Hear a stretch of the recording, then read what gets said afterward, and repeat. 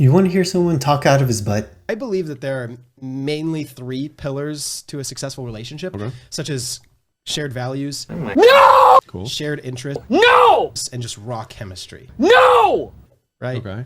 I think those are the 3 things. As long as you can check those 3 boxes. No! God, please, no! Everything else, obviously it matters to some extent, but those are the main 3 boxes you need to check to make sure your partner is a viable one.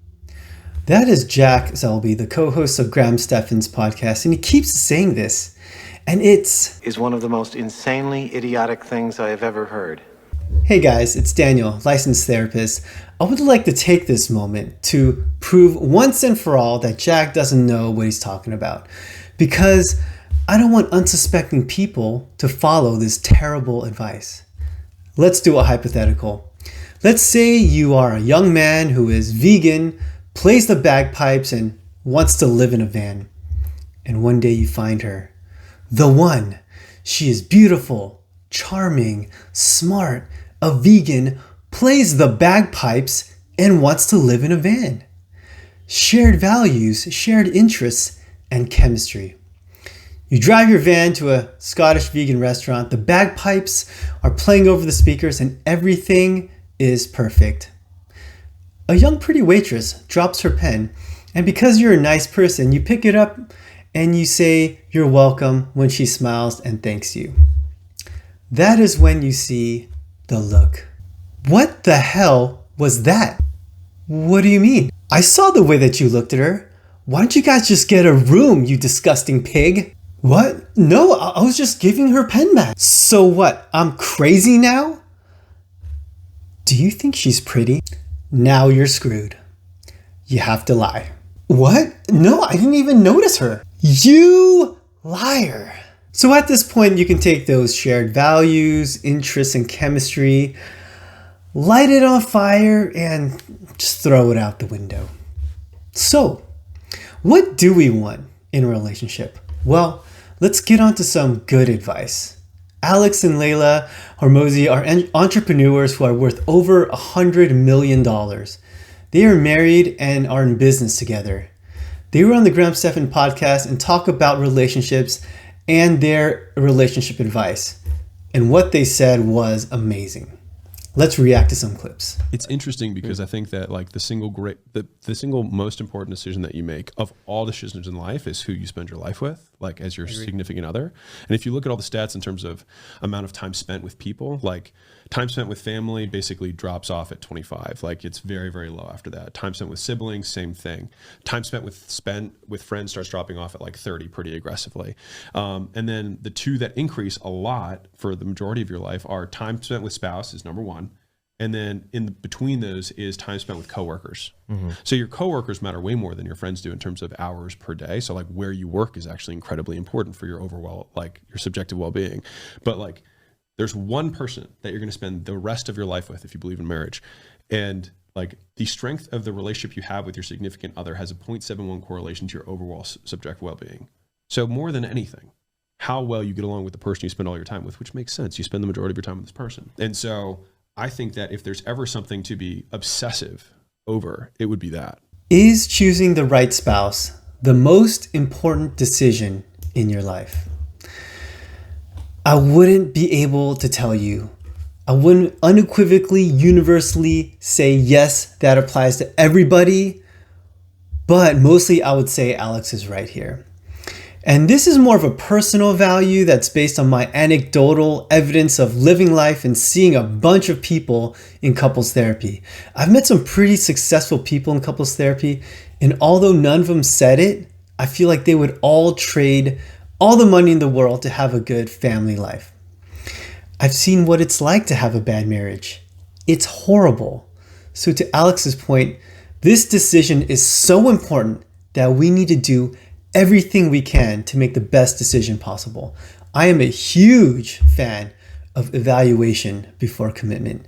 And I feel like that is what Alex is saying. So right on, Alex. I think that we are able to admit when we are emotional. Yeah, exactly. So if we're in some kind of disagreement, I'll be like, listen, I'm just too stressed with this. Like, I need to go on a walk or something, and then let's talk about it later. Or if Alex, he might be like, I'm too angry. Like, I'm going to go do something and we'll talk about it later. So I think we usually are pretty self-aware of like, if we're in an emotional state, and if we are, we try to wait until we're not to then come back and talk about it then. I think you know what I mean? I think it's a really big point is that like, we actively avoid discussion when there's emotional charge. It's just not productive. You know what I mean? Yeah. And even sometimes, like, I mean, as a woman, it's like I have to catch myself and be like, oh, I'm acting crazy right now. I'm going to go. And he's like, well, and I'm like, yeah, I'm going to go because I'm acting like a crazy bitch. And like, I can now catch myself within like 2 minutes. Like, we'll be in a conversation and it's like, if I can feel that I'm just being emotional, I'm like, oh, so sorry, crazy, going, leaving now, exiting myself from the room. Oh man, look at this woman. Leila, you are amazing. People, this is what you want. Doesn't that interaction sound so light and easy? We can each admit when we're emotional. We know that acting out of emotions is not a good idea, and we can just calm down so that we don't launch into a fight. And if we can do that all the time, we will never fight. I hear some people say that fighting is normal and that it's good. No way. Disagreement is normal, but we can avoid fighting. I mean, do you want to hurt the person you love? Obviously not. So big props to Leila here, but what she is describing is easier said than done, or else everyone would be doing it. What she is describing is emotion regulation, which is a sign of good emotional health. She appears to be an emotionally healthy person, which I believe is one of, if not the highest criteria when we are evaluating. Are you listening, Jack? We've also learned how to disagree with each other more productively and how to manage each other when we're in emotional states. So like if Alex is angry, like he said 6 years ago, I probably made him more angry when I was trying to help him not be angry. Now I feel like I understand what diffuses Alex. She's really good at diffusing. What diffuses it? Being sweet. Just being really nice. Honestly, a lot of the times it's like I turn into like a cute little ball of fun. She goes romantic. She basically turns on her her relationship hat, and then like it's like you can't hit a puppy. You know what I mean? Like you can, but like it's a lot harder. Yeah. And so if I'm like in this very like aggressive, you know what I mean, like zone, and she's just being like really cute and kind of vulnerable, I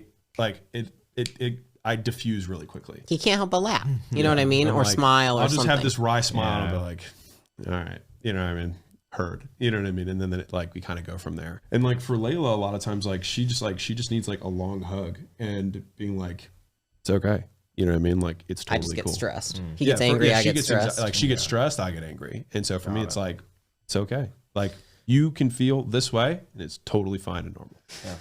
These guys sound like they put in a lot of work in their marriage, and because of that, they have learned a lot. Their knowledge of how to diffuse situations is so powerful, but it didn't start out that way. In fact, if you plot out the trajectory of their relationship at the beginning, it looked pretty bad because she said that she would actually make him more angry. And I see that all the time. Conflict breeds more conflict, and couples start to hurt each other more and more. They get angry and bitter at each other.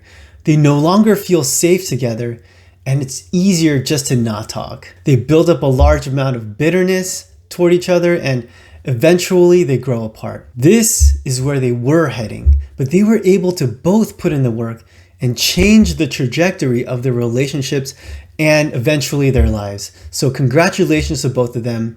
They deserve a lot of credit.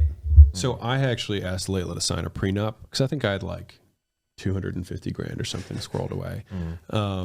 And she was like, sure, whatever. And the fact that she was just like so effortlessly a yes. And I had actually asked a former relationship to sign a prenup, and it was like a big deal and very painful and horrible and whatever. The fact that she was just like, sure, no problem. When we were on the way to like get it notarized or whatever, I actually just tore it up and threw it out the window. I was like, we're good. You know what I mean? Like you've risked everything at every single point. You chose me and wanted to do this thing together. Like, let's do it. I love this story because I am against prenups. You need a prenup because you don't trust someone. And here Alex is saying that he thought about it and he did trust Leila, so he tore it up. Some people would say, why not just do it? She doesn't care. You already set it up. But I give Alex so much credit here. Something in him told him it would be better to not have it, even though practically speaking, it is a form of protection. But he was thinking about the relationship, and he was fully trusting and committed, so he tore it up. Trust and commitment are two of the primary, most important things in a relationship. Are you listening, Jack? Understanding like the kind of protection mechanisms that we had each built up along the way that had created walls between us. And I think that those walls took a couple of years to probably come down, maybe 2 or 3. Because like I know for myself, like over the years, like you build up walls that keep you from getting hurt, but they also keep you from getting super close to somebody. And I think everybody has those. It's completely normal. And you shouldn't wait to find someone to, you know, until those walls are down. I think it's you learn how to take them down with your partner. Yeah. And so it's like you become aware of them yourself, and then you explore that with your partner. You talk about it openly, and then you talk about how you're going to work on it. And I think that being able to communicate those few things with each other was huge for us. Like I used to be very cold, and I wouldn't tell Alex anything that was on my mind. I mean, I was extremely closed off, and that was really tough for me and for him. And for me, one of the things that I had to work on the most was learning how to just communicate what I was actually thinking and not be so terrified that he would judge me or, you know, leave or mad at me or anything. Because just for some reason, I always was like used to doing things on my own. And so feeling like I could even tell somebody else how I was feeling about anything was like so incredibly overwhelming for me. And now it's normal, and I can, you know, if anything, it's like maybe 5 minutes of me not telling him, but it used to be weeks. Days. Yeah. You know, I wonder, did she go through therapy? People don't need to go through therapy in order to see this kind of change, but man, this to me looks a lot like a therapy arc. To overcome her walls and to gain that level of emotion regulation is very impressive. To me, she was a moderately unhealthy person, but now she seems to be a very healthy person. I mean, can you imagine her being cold to him and closed off for days, and now it only takes about 5 minutes? I think anyone would take that any day. One thing I would disagree with is she said you can work it out within your relationship. There is a danger in that. She is talking about fear and vulnerability. And there is no guarantee that can be worked out in a relationship, because the very person you fear is the very person you need to open up to. And look, I've seen people do it. I have seen people overcome that fear and bring down their walls, and they are a good example of that. But I've also seen it be the demise of plenty of relationships. In fact, it not working out is much, much more common. Also, along the way of figuring that out, we're hurting each other. We need to be careful that we are not damaging the relationship and building up bitterness like I described earlier. Fortunately for them, they made it through, and I've seen many others do it, but that is the exception and not the rule. And we don't want to have to go through too many failed relationships because they're painful. So slight disagreement here, Leila, but overall, I love what I'm hearing. I think the biggest thing is, it's like the biggest gift that we've given ourselves, our relationship. We do not compare to anybody else's. Like to a degree that I've never even had the thought about somebody else's relationship and how it contrasts to mine. Because I think it's just like each relationship is its own unique, it's like a unique organism. Like it shouldn't be compared to anything else. They're dynamics. Yeah. And so I think we're two unique people, therefore we have a unique relationship. Yeah. Therefore, why would I compare it to anybody else's? And I think that's where most of like the angst and the resentment in so many relationships come from, is you're comparing to somebody else's, which they're two completely different, unique people. In different circumstances. Yeah. With different life goals, different mission, different values, different interests. So it's like, why would I ascribe their preferences to my reality? Comparison. Such a bad thing. I deal with comparison all the time in couples and individual therapy as well. It comes from insecurity. If you are a secure person in yourself or secure in your relationship, then you automatically will not compare. You won't even have to try. You don't even have to work on it.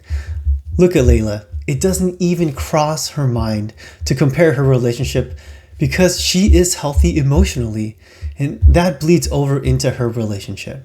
They knocked it out of the park here. How developed do you think your own character and value system and personality need to be developed before you're ready to date and marry someone? Or do you think that you go in kind of, scribbles on a blank slate or whatever, and then you get into this relationship and then the other person builds your values and character and stuff like that? Great question, Jack. Maybe there is hope for you.